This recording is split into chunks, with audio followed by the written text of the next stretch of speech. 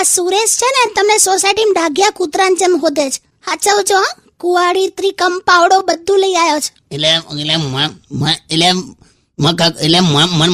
મન મારશે એમ મને મારશે. જોનજો કેટલા ગભરાઈ ગયા તમે તો.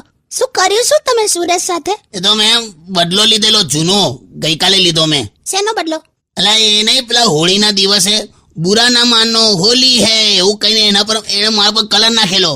તો મેં પણ એવું કર્યું, મેં કીધું બુરા ના માનો દિવાળી હે એવું કહીને એના ઘરમાં બોમ્બ નાખ્યો.